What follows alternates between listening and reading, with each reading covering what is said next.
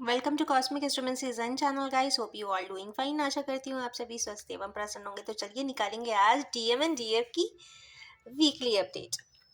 As usual I will be drawing 3 cards. तो क्या बात है, आज तो काफ़ी अच्छे कार्ड्स आ रहे हैं।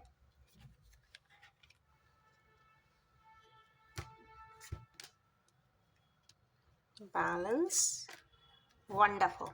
आज का फर्स्ट कार्ड ही आया है यहाँ पे मून का। तो इमोशन से गवर्न है, बहुत ज़्यादा अपने इमोशंस में उलझे हुए हैं और जानने की कोशिश कर रहे हैं कि क्या चल रहा है, मैं इतना दुखी क्यों हूँ।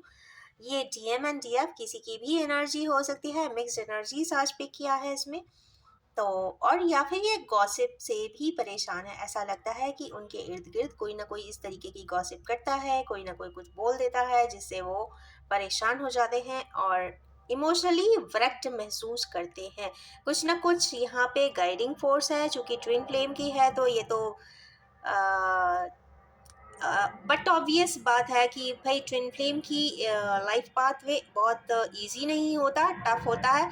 और उसको मैनेज करने के लिए, कोऑर्डिनेट करने के लिए बहुत ज़्यादा अप एंड डाउन की एनर्जीज के साथ हर दिन हर पल जीना पड़ता है। बड़ी मुश्किल से वो बैलेंस होते हैं, बड़ी मुश्किल से फैमिली एंड सराउंडिंग बैलेंस होती हैं, आपकी एनर्जी एंड पैटर्न्स बैलेंस होते हैं। तो कहीं ना कहीं मून की एनर्जी है, इमोशनल है और इस वीक काफ़ी इमोशनल रहने भी वाले हैं। नेक्स्ट कार्ड इसमें आया है किंग ऑफ कप्स का। तो यस, जिस भी पर्सन की बात हो रही है, मस्कुलिन एनर्जी पावरफुल है, किंग की पोजीशन में है।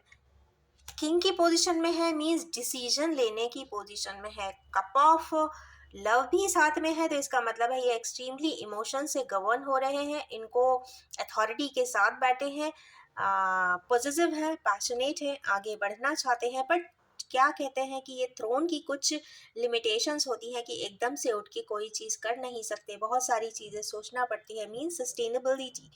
तो सस्टेनेबिलिटी के बारे में सोचते हुए थोड़ा सा थम जाते हैं, रुक जाते हैं। बट हाँ, ये कहीं ना कहीं इमोशंस को दर्शाता है और कहीं ना कहीं दुखी इमोशंस भी हैं और यहाँ पे प्यार भी बहुत दिखाई तो देता है।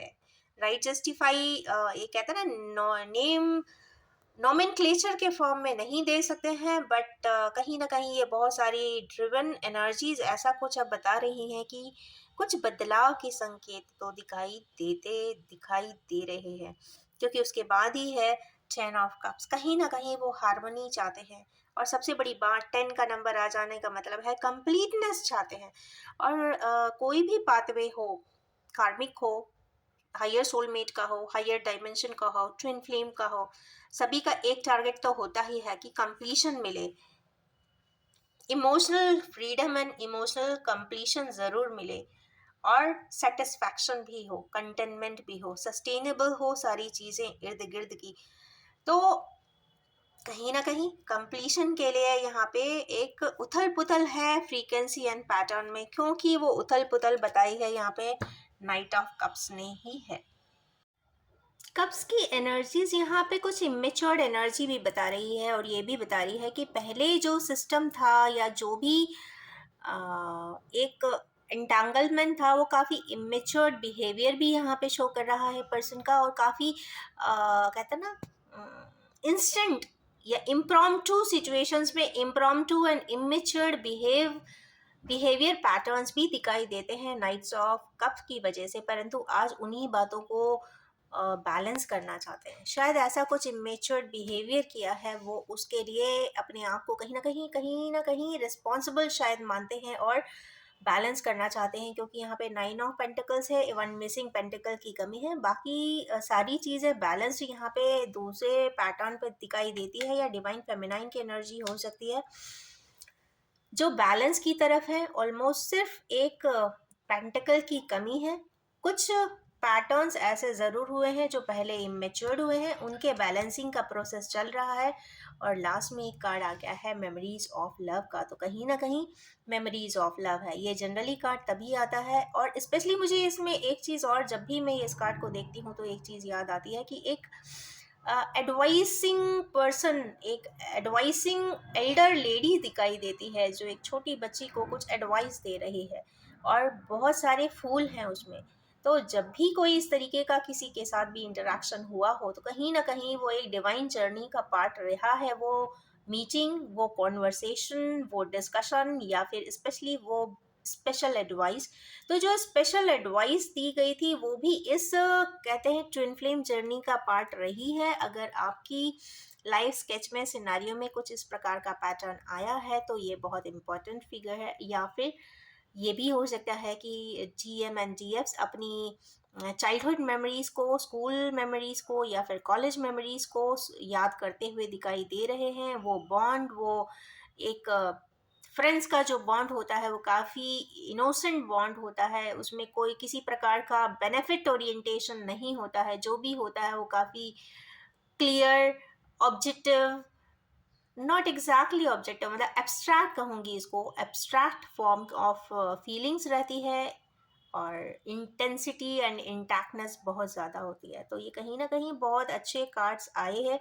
पुरानी बातों को याद कर रहे हैं, बैलेंस करना चाहते हैं, इमेच्योर बिहेवियर को बैलेंस करना चाहते हैं, कंप्लीशन चाहते हैं, अथॉरिटी पर है, डिसीजन मेकिंग पोजीशंस पे तो है, पर गॉसिप से भी परेशान है, या फिर किसी प्रकार की इमोशनल बॉन्डेजेस हैं, या फिर कहीं ना कहीं दुखी हुए हैं किसी प्रकार से। कुछ इस तरीके की एनर्जीज आज के दिन दिखाई तो देती है। अगर हम कलर डायनामिक्स की बात करें तो ब्लू कलर यहाँ पे प्रोमिनेंटली आया है।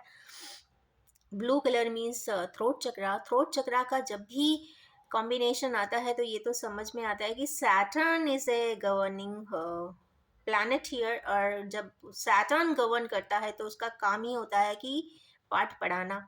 तो पाठ पढ़ लेना जितनी जल्दी हो सके वो बहुत अच्छा होता है इसमें। और जो इसमें है कि कई बार हम किसी चीज़ को इग्नोर करते हैं, रिजेक्ट करते हैं, नहीं देखना चाहते, उसको सॉल्यूशन नहीं करते, उसको कहते हैं ना इग्नोर करके आगे बढ़ते हैं। बट ऐसा नहीं है, उसको आप प्रॉब्लम को ही अच्छे से सॉल्व करिए। कहने का मतलब ये है कि जो भी किसी प्रकार का एक बैरिकेड है, लिमिटेशन है, उसको अच्छे से रिजॉल्व करिए। उसके सारे कोऑर्डिनेट्स पर जाए, सही और गलत निकालें, प्रॉफिट एंड लॉस भी देखें।